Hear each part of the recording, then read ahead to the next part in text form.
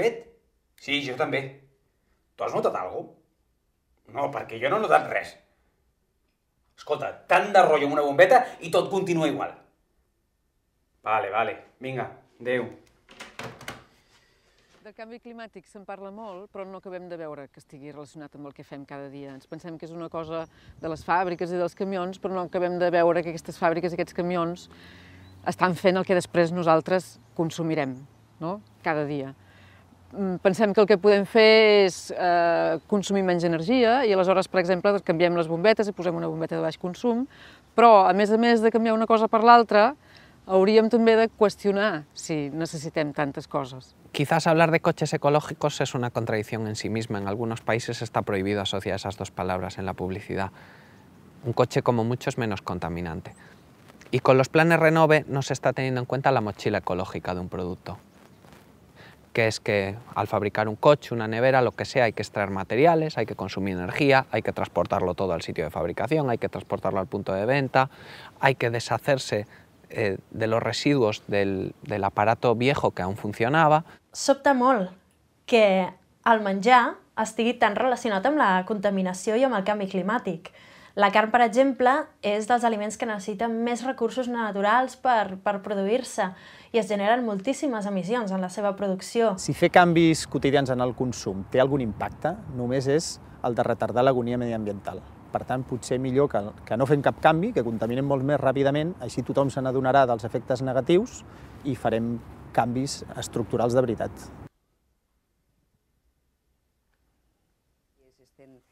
Las farolas encendidas durante el día, etcétera, etcétera. O sea, veía que había una contradicción. Por un lado, se me pide a mí que recicle y que ahorre energía, y por otro lado, no ves que las instituciones, los ayuntamientos, aporten, al contrario, que gasten mucho más.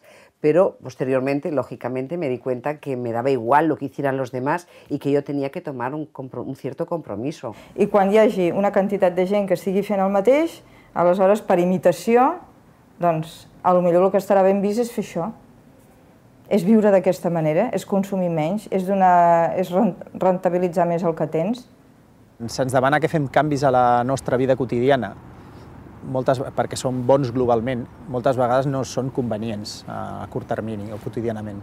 I si alguna cosa ha de ser bona, ha de ser també convenient per mi, perquè si no se'm demana que em compliqui la vida, que em senti culpable, i a més no té cap efecte global.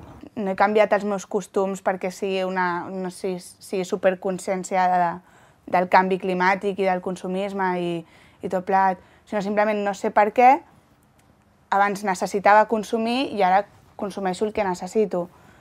I tampoc sé per què estic més tranquil·la i estic millor. Hace 18 años decidí reducir la jornada a la mitad porque solo vivía para trabajar.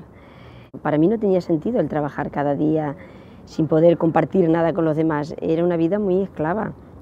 Tenemos que cambiar el ritmo de nuestra vida, de nuestras vidas, para disminuir el estrés al que estamos sometidos. Tanto desde el punto de vista de productividad, que nos acelera, que nos hace trabajar a ritmos frenéticos, como de consumo, por querer poseer, por querer disponer, por querer tener más de lo que quizá necesitamos y podemos. Hi ha molta gent que creu que tenir una vida austera és viure malament, no? En canvi, poder consumir tot el que es vol consumir és viure bé. Mi filosofía es que si trabajamos todos menos, necesitamos consumir menos. Si trabajamos todos más, consumiremos más. Está equilibrado y los gobiernos dicen que no, que hay que consumir, como ahora con la crisis, que hay que consumir mucho para poder seguir manteniendo los puestos de trabajo. Yo no considero que hay que consumir más para mantener los puestos de trabajo. Trabajamos menos. Jo vaig fer canviar la cremallera fa 2 setmanes o 3 d'un anorac perquè em semblava que per una cremallera sol no podia tirar l'anorac. Si es que más de buscar el coche ecológico y el electrodoméstico ecológico y tener un gasto más y una tarea más que hacer, o un producto más que meter en casa, igual se trata de quitarnos cosas y de buscar ganar tiempo, trabajar menos y ganar calidad de vida. Más que de cambiar de marca o de sello, cambiar el enfoque, la mirada, darnos un par de vueltas e intentar disfrutar.